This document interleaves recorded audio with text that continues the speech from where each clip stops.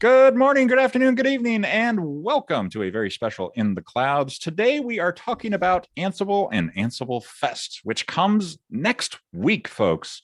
If you have not got your tickets, get them now. I am joined today by my former boss on the Ansible team, Katie Piccarelli. How are you today, Katie? I'm great. So good to be here, Chris, and so good to be here with you.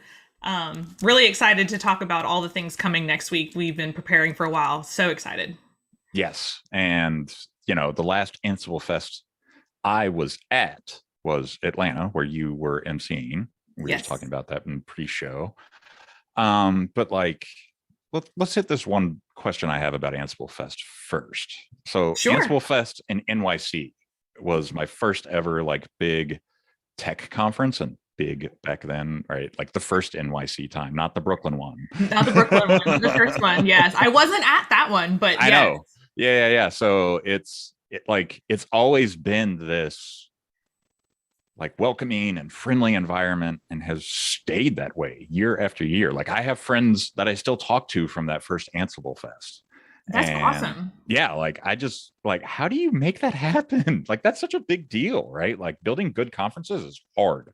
It is a big deal. I believe wholeheartedly in the community aspect of it, and so we really try to take the community piece and bring it to the event perspective. And I agree with you. Like I've met so many amazing folks at Ansible Fest and connected people who wouldn't normally be connected because of Right. Ansible Fest. And I think that experience alone makes it why people love attending. The challenge has been in the virtual environment. How do we make that also that in-person experience with the community and the event sort of happen in a virtual experience? And so we've been looking at a couple of different ways to do that. It's a lot harder, but we do have a thing that we're doing at Fest this year called Brain Date, where you're able to register a time and connect with different folks who are either experts, like engineers that, we always had that Ask the Expert area, Yes. which is super popular. Mhm. And so we've tried to somehow do that in a virtual setting for sure. But we'll see how it goes, and hopefully we get some good feedback, whether we can adjust and change and keep going for a virtual experience. Yeah, I know we were talking in the Know Before You Go, I think last week, about Brain Date a little bit, and I'd never heard of it. And it seems like such a natural fit for that Ask the Experts piece. So that brilliant call on that one, because Yeah. I mean, I remember in Atlanta, I got called the Ask Experts time or section a few times, and it was like, yeah, just you're fine. And Yeah. so now It's you can a, actually be like, hey, I need to talk to somebody about X, and you'll get time with a person. And that is exactly. tremendously powerful. Super. Solving problems. And that's been the most everyone's most favorite part, right? Mm-hmm. Being able to make some connections with people who have either knowledge and expertise that you just want to ask a question about. Yeah, I remember. I don't remember the exact problem, but I know I went to the Ask an Experts area before I joined Red Hat in Brooklyn at Ansible Yes. Fest, because I had some unique problem in my environment. We were trying to automate away, and I needed real help, right? Like I had been in the IRC channel, I'd been in the forums, I had done everything I possibly could, and it's like, well, this is nice. Since I'm here, let's get this question answered, Let's right? get this And exactly. I had it pre-written down and everything, so just dropped it on the little spreadsheet or whatever we had back then, and off we went. I know we And had paper signups back then in I know it Brooklyn. was. What's that even like What is anymore? that? But yeah, it's really helpful. So if you're not going to Ansible Fest, I would highly encourage you. If you're having some challenge with Ansible, it is the right place to go to find a fix. It is not just a kind of fluffy conference. You will find deep technical expertise on the ground there. And But you we've don't see seen it a lot of other conferences No, sometimes. and we've even seen like people last year met in the chat, right? Mm-hmm. Someone was like, "Oh, I was able to solve that too," and someone was like, "Oh, really? I've been having that challenge," and they were able to connect offline and kind of meet a new connection without actually being in person. So, I always tell everyone when you go to Ansible Fest now, even whether it's in person or not in person, your job is to meet a new person or a new connection, find a new friend, right? Someone who can Mm-hmm. help you navigate what everyone's trying to do with automation, right? Yeah, and that premise is awesome, right? Like that is fantastic because like it's so hard in larger communities to like break down the barriers of introduction sometimes, especially with a virtual barrier in between Yeah. you now, right? Now it's Yeah. not just interpersonal, but now there's an actual screen and wires and stuff. Uh, Hundreds of miles, thousands of yeah, that miles. thing, CDNs abound and everything else. So yeah, there's always a theme though to Ansible Fest. And what There is the is. theme this year? So the theme this year is to automate, innovate, and accelerate. And so really we're trying to, we've brought in different customer stories. We've brought in, I think there's close to 70 breakout sessions, Mm-hmm. and then also live Q&As so that people can just, hey, either I'm new to this or I'm doing a lot of really amazing, awesome things, and they take automation, and you really want to take that time that you got back from automation and innovate in ways, right? Bring back more time to do the things we care about. Um, give people time to work on the things they want to work on. And hopefully then you're going to accelerate all of those goals and business goals that Right. people put in front of you, Yeah, it Ansible gives you that power to kind of see the world through the lens of Ansible, right? Like, oh, I don't understand this piece of hardware, but if I understand the Ansible module, I know how to work with it now, right? Exactly. Like it could be a completely foreign thing to you. And as long as there's a module or a collection around to help you out, you'll get the hang of it pretty quick, which is kind of like the winning thing for me when it comes to Ansible. It's just like you can understand the world through Ansible and be okay. The It's other kind of a great good thing feature. it is, and the other great thing to that, take it even a step further, right, is Mm-hmm. you can begin to connect dots within your organization you might not have connected before. So Right. you got something you're trying to do, and you're like, I don't really know maybe the inputs I want to do here. I'm going to call up the network team, and the network team's, what are you doing? Oh, this is super cool. Let me Right. help, right? Begin making some connections. We talked about Mm-hmm. people connecting with each other to find better ways to do things. Yeah, and like that leads me into my next question. Yeah, When the last in-person Ansible Fest, we announced Ansible Automation Platform, we did. Mm-hmm. and we're coming up on it's grown and advanced, and it's become a thing. It's real. It's out there. Like I moved away from the Ansible org to join the OpenShift org right after that Ansible Fest. I feel like so. I'm curious Yeah. about how it's evolved, the automation platform piece, and how it's been like to provide an automation platform and what customers have said about it. Yeah, super great question, Chris. So, initially we announced it, and it was an offering, right, that we Mm-hmm. put together so that it could be a more comprehensive offering that our customers needed, right? And over, into 2020, we added, the analytics, which is Right. now part of the Red Hat Insights family. We Mm-hmm. added the services catalog where you could interact with automation through a user interface, right? You could kind of pre-build automation, and then you could have people, order automation that you might need. We added Automation Hub, which is the place where we host all of our certified content collections, right? So those modules you talked about moved into a collections format, right? Mm-hmm. When we decoupled the execution engine from the content when we shipped it with, Ansible. And that made it easier for folks who were creating that content, that automation content, to run as fast as they wanted to, right? And that content is now hosted in Automation Hub. So you can easily find and navigate to particular partners, right? Or, something you're doing if you're working only in security or network or infrastructure, Mm-hmm. right? It makes it super easy to navigate to what you're looking for from that certified content perspective. And then additionally, we took that Automation Hub framework, and then last year we had announced that we're going to allow for you to use that Automation Hub in an on-premise environment so that you can host your content, right? And Mm-hmm. share it with people across your organization. So we really continue to evolve what the platform offers you besides, the execution engine and what we called Ansible Tower. Yeah. There's going to be a lot of great, fantastic announcements that we're going to talk about next week that really Yes. continues to evolve on what Ansible Automation Platform is for our customers. Nice. So there's a analyst piece that's out there talking about how Red Hat Ansible automation platform provides efficiency, scalability, and return on investment. I'm going to drop the link in the chat for that. That's from IDC. I mean, what all went into that study, and then what came out of it, I guess, having not fully digested the whole thing yet. Great question. We actually did the study in 2019, and so we took a lot of the data that we had and a lot of some additional customers.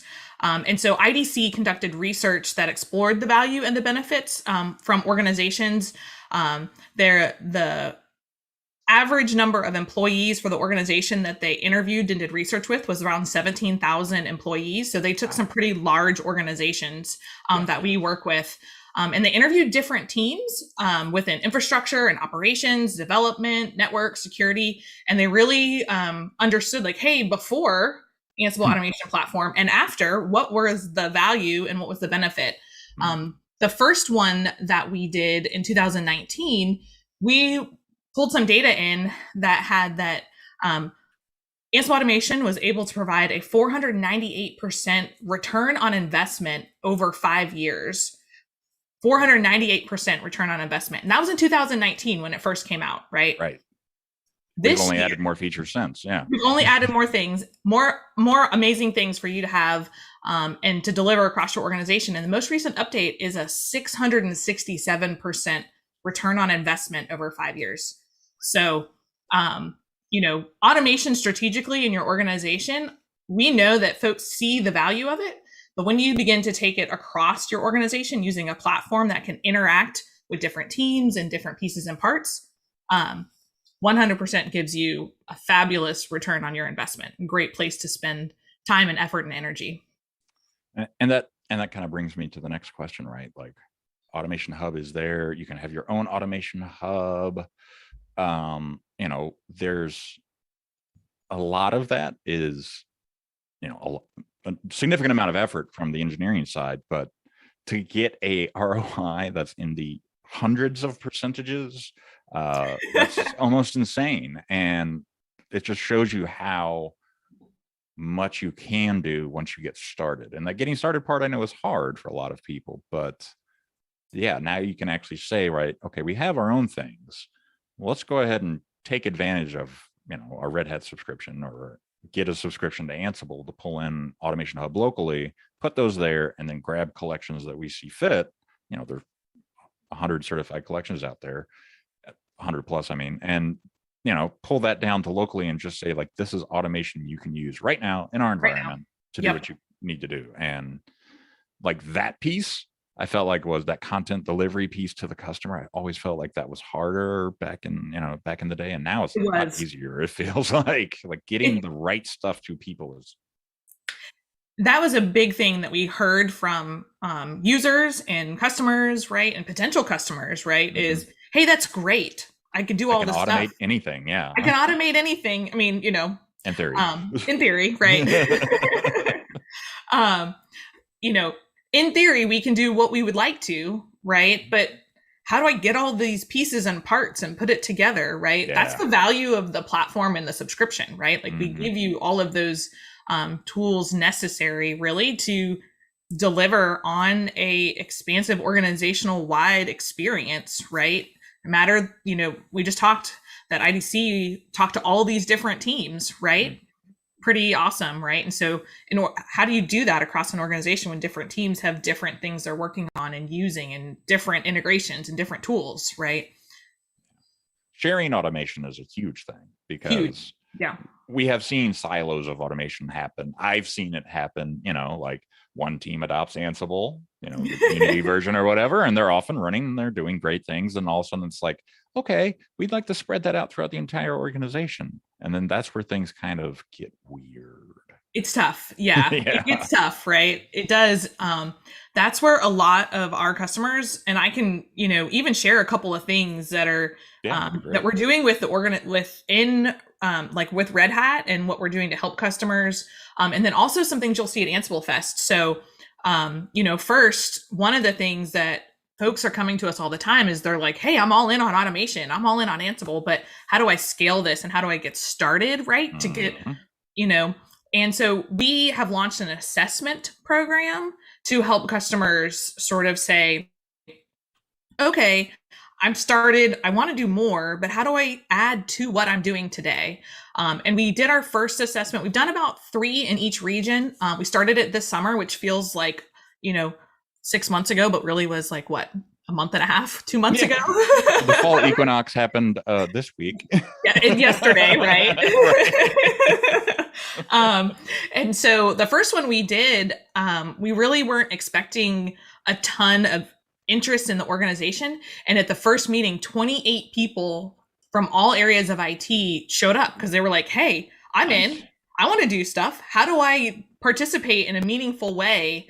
And so we know that organizations are like, hey, I'm here. I'm ready to automate. But I've got people in teams doing it in different places and parts. How do I bring it together? Different right? Skill levels, all that stuff. Yeah. All of that stuff, right? How do we bring it together? How do we get everyone on board? And there's a couple of things that we're going to talk about at Ansible Fest that, is it okay if I highlight some of those things to kind of that we've got some customers that are going to talk about that. We've got one customer who is going to talk about their culture of extreme automation. Now that feels extreme, right? But that's the word that that's extreme the word automation, extreme programming. I mean, whatever, feels extreme, right? Yeah. But they're going to talk about exactly that, where teams were doing their automation in silos, right? And they were like seeing all of this benefit, but they were like, what if we connected the dots between all of these teams? And then there was a couple of teams that were like, oh, I don't know about this automation stuff, right? And so, Joe Mills is going to go through with Tom Anderson. They're doing a kind of a conversation like we are, about how did they do that within their organization? How did they take people from, oh, I'm not really sure, to like super excited, or these teams to connect the dots. So definitely a great presentation on the main stage that everyone is going to want to see. And then additionally, part of that, right, is once you get them excited, how do you give them those skill sets? How do you get them to work together, right? And one of the things that we really believe, right, as a part of Red Hat and in everything, is a community of practice, right? And so one of the largest community of practices in the what we are going to say, like our Ansible customers, right, is going to talk about exactly that. How did they deliver on a community of practice with, I'm pretty sure, I'll probably get this number wrong, but I think there's around 7,000 different people across 20 countries who are delivering, who are a part of this community of practice, delivering playbooks, delivering automation. They're giving them the skills, they're giving them the pathway. And so I don't want to give it all away, right? But super fantastic stories. They're bringing those stories to life and the work that they're doing every day. So definitely part of Ansible Fest you won't want to miss. Right. And I'm dropping links in chat as we're talking here. The shoot, I just forgot what I was about to say. So you mentioned the main stage. I wanted to talk to you about how you've broken out the stages of the virtual platform. Yeah. So there's 4 main stages or 4 main things? Great question. So the event itself, we talked about the theme, right? So there's 2 days. And one thing that we did find from last year is that we had 2 full days. Now that was pretty early. I say early in the pandemic, right? But it was pretty early, and 2 full days. We had a lot of people. It's a lot of content, right? It's a lot to take in. And we know people do multitask, right? Like that's just, and that's okay. Totally acceptable and totally understandable, right? So what we did is we collapsed it to 2 half days. So really, and then what we did is the majority of the content is then available on demand, right? So what we're going to do is 2 half days, and I'm calling it kind of a bookend, where there's a main stage session right in the beginning, right? And then there'll be a main stage session at the last hour of those half days. So 4 hours of content, 2 main stages each day, beginning and end. Nice. and then in between, there's some breakout sessions that we're doing semi-live. So there'll be some sessions that you can actually interact with the speaker. So that's the difference when on demand and then semi-live, right? Is that the person who did that presentation with some of those sessions will be available to answer questions throughout the process, but some of the ones that are on demand won't have that interaction with the presenter, right? Sure. And so that's probably one of the drawbacks of having shortened days, right? Is, but it does kind of fit better into everyone's schedules and what they're looking for, right? And so those 4 main stage sessions are about 45 minutes long. Some are a little bit longer, some are a little bit shorter. And so really trying to keep it short and sweet as best we possibly can. And those main stage sessions are what is inclusive of those customer spotlights we talked about and demos. And then also announcements for different things that we're announcing. And so we're super, super excited about that. We also tried to get a little bit fun. And Walter Bentley, who runs our automation services practice, love Walter. He's so fabulous. He's awesome. Yeah. He's amazing. He and I are actually hosting Ansible Fest together. Cool. And yeah, so we went out to California and we did a lot of the host segments recorded in a studio. So it's almost like you're there in person, but not. So we've got a little fun stuff happening. And so those demos, though, 4 demos, 1 in each of those main stages, won't want to miss it. They do tell a story. So we really tried to tell a story of an organization, right? And how across these different teams, how do they interact with automation and interact with the platform? So super, super great stuff. Definitely want to check it out. Great keynotes, great announcements. I'm excited, really am. Yeah, like A, Walter's presence and yours, that's awesome. And then B, right, like I love the book ending, right? Because I always like starting the day in one place and finishing it in one place. And there's some conferences that do that and some that don't. And like I've never not seen anyone do that virtually yet, which is pretty cool. So I'm curious. We're giving it a try. We'll love some feedback. We'd love some feedback. Totally. And yeah, this only gets better by feedback, folks. So please, if you get the opportunity to give feedback during Ansible Fest, take it, because we can make things better. We're trying. We really are. Trust me. I've seen the hard work people have been putting on our events team. It's tough. So the next question I want to ask is around, any product announcements you might want to tease or potentially say, if you really want to here while folks are watching. No pressure. No pressure.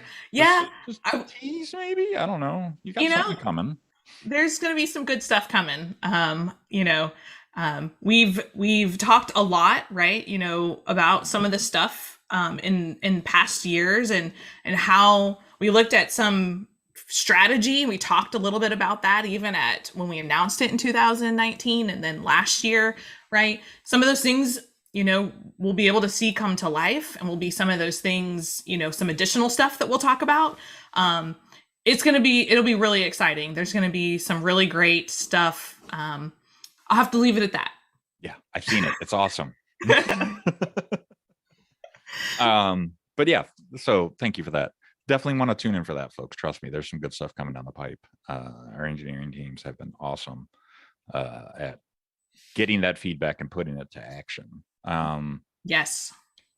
And that, I think, is one of the powers that the Ansible team has, right? Is taking that feedback and actually saying, okay, what can we do as a whole, like the entire community, to enable somebody to do something better, right? To enable automation across teams, right? Like that's so hard to do. So helping people do that is a big win. So there's a big people aspect to it, right? Yeah, right. It's not only the technology. And so those are some of the things that we will talk about next week, right? Is some of the updates and things to the technology are because we want to make it to where the people can interact in a way that makes sense for them, or, just pieces and parts. And so, I still go back to I think we had a tagline on some stickers a couple of years ago, right? That said, automation is for the people.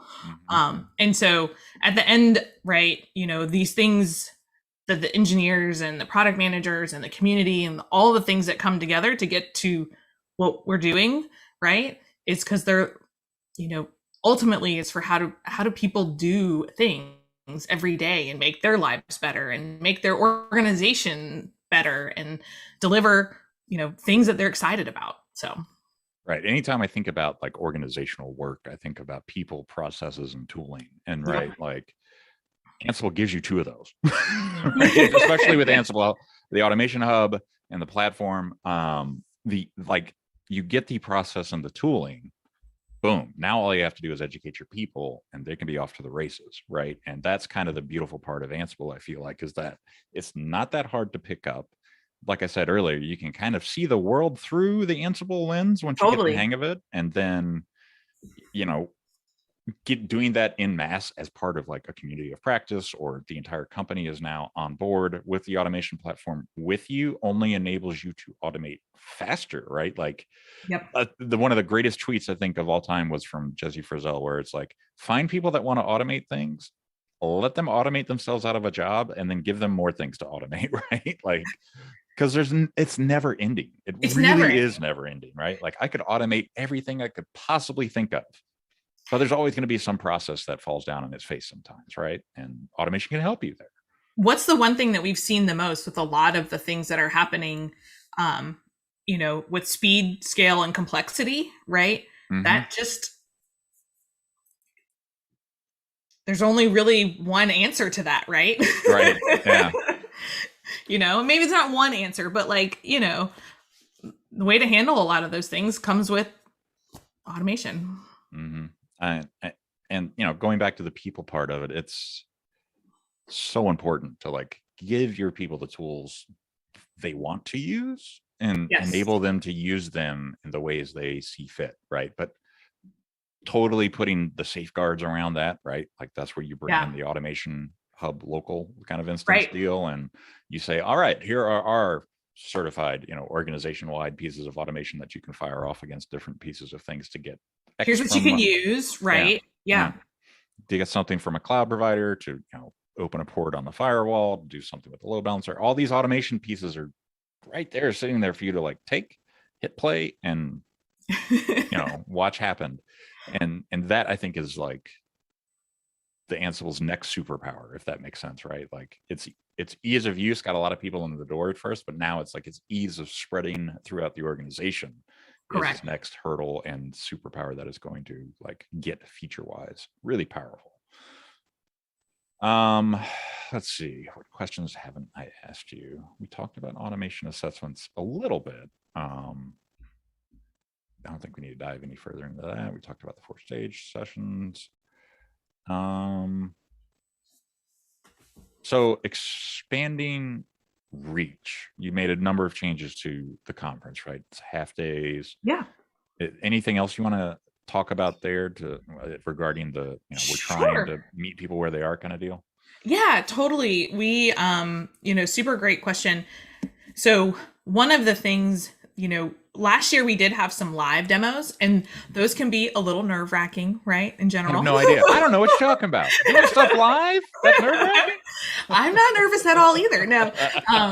And so we decided this year to do everything pre-recorded so that we could also make sure that we could close caption, as well as also we are also translating into 7 languages. So the main piece there, right, is that in order to really do that at scale, the pre-recorded aspect of it becomes important, more than, anyone, also with a lot of the work that you do.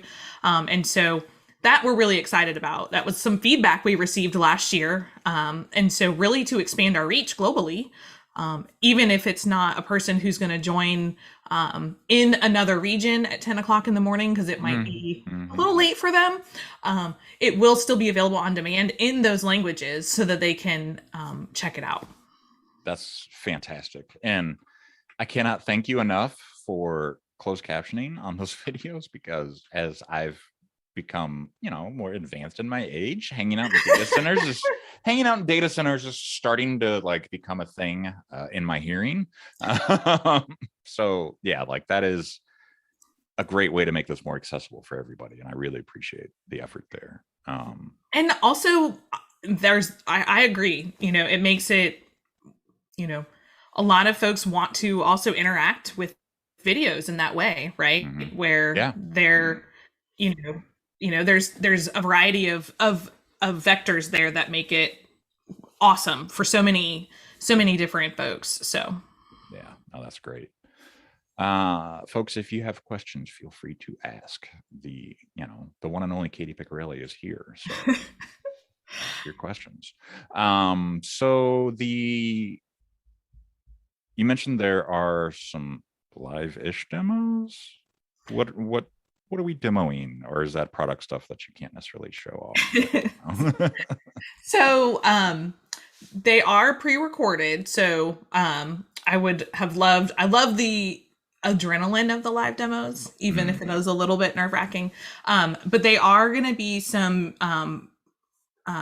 product stuff, so definitely want to check it out. Again, it tells a great story about across an organization, depending on different folks, how they interact with automation, what it does, and I think that's really cool.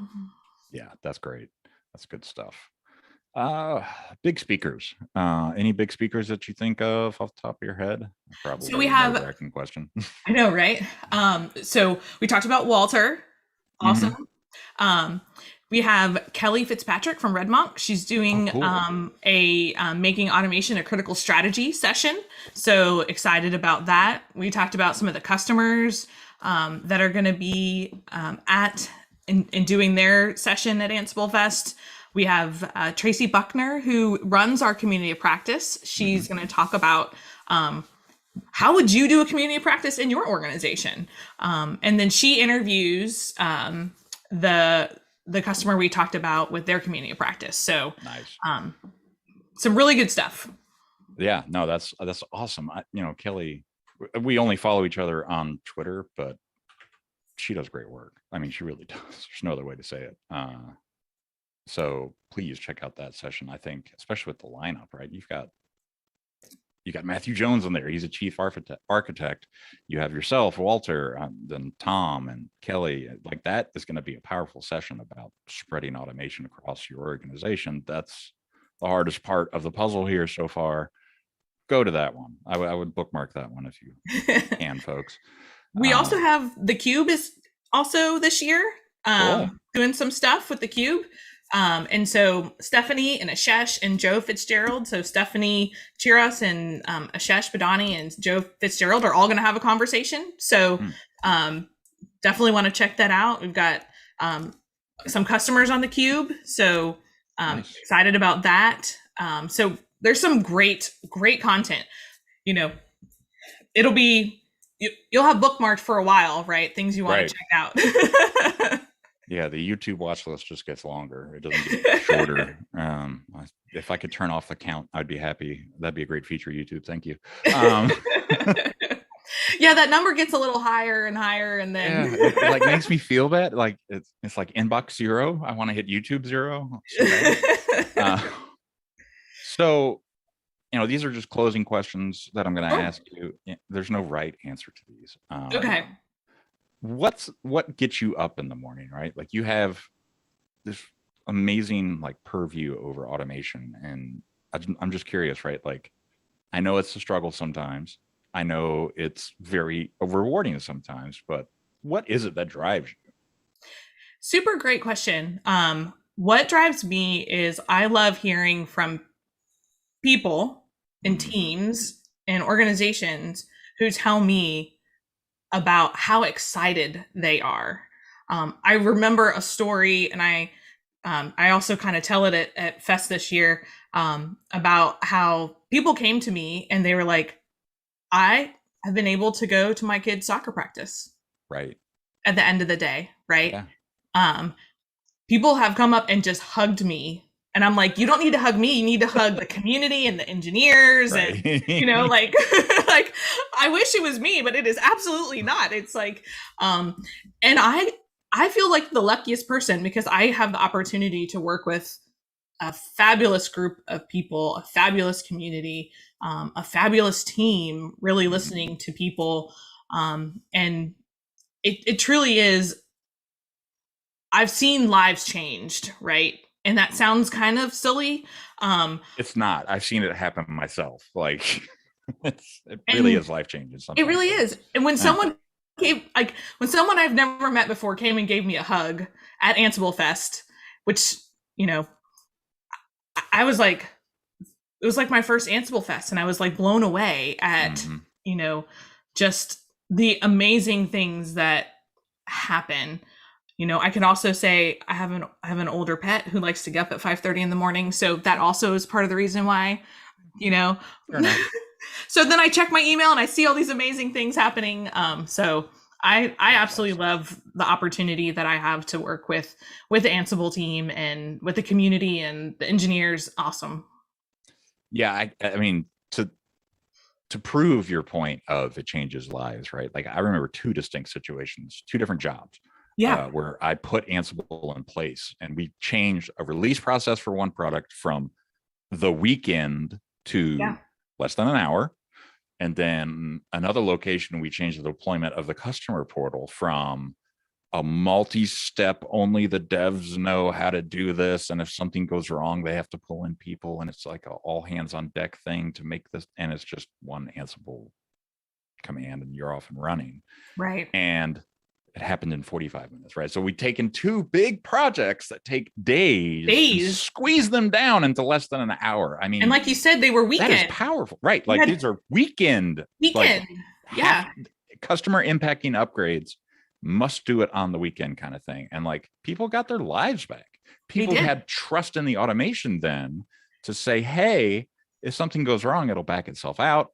Or hey, if something is successful, it's done. And here we are with the latest version of whatever. And if we automated the automation, right, like getting that running all the time, we're always going to have the latest and greatest, unless we hit some bump in the night, which Ansible will tell you, hey, this is a bump in the night type thing, and you can then roll it back. Roll it back, yeah. Yeah. It's really powerful. It really is. So Ansible Fest, you got a lot of stuff coming up. What are you excited about in the after Fest? Right? Like, talk to me about that piece, right? Like, I know it's the only thing on your mind right now, but like after Fest, you know, into next year, what are you thinking excitement wise? Like anything cool you're excited about? Some great changes, or some great things are coming up, right? Some announcements that we're talking about is just gonna, it's like the tip of the iceberg for the things that are going to happen in Q4. And so some really exciting things happening. It's going to be, it'll be a good few months, right? Feels like we're going into the holidays, and you know, I'm just excited. September, right? Let's face it, it's fall. Yeah, it's fall. And we've got, you know, some really cool stuff. Like I want to be able to say it, but I know some really cool stuff. I keep teasing you, and it's hard. I know. But I mean, this has been great, Katie. Thank you so much for coming on. Thank you so much for, you know, just doing what you do out there to make Ansible a better, right? Because it's a tool a lot of people use, you know, and it being easy to use while still being as powerful as it is this delicate balance. And I know that's hard. So thank you so much for helping folks with that. Thanks for having me on here. I'm here to get everyone excited and represent all the amazing work done by community and engineers and product management and, you know, events teams and marketing teams. There's so many different folks who have participated in making Ansible Fest next week happen. And so it takes a village, and we have a big one. And I think that that's awesome. So yeah, it's a great community, folks. If you've never used Ansible before, the next thing you should do is go out, ansible.com/docs, figure out how to install it and kick the tires on it. Seriously, just watch and then go there. Good place to go. Yeah. Thank you so much, Katie. Really appreciate your time today. Thank you. Looking forward to Ansible Fest next week. Any parting thoughts before we sign off? Happy automating. Happy automating. I love it. All right, folks. Coming up next, DevNation, and then later in the day, Rel Presents and GitOps Guide to the Galaxy. So stick around, and when in doubt, check the calendar as I drop a link to it. And we'll see you soon, everybody. Thank you again to Katie Piccirilli and the Ansible team for joining us today. Thank you.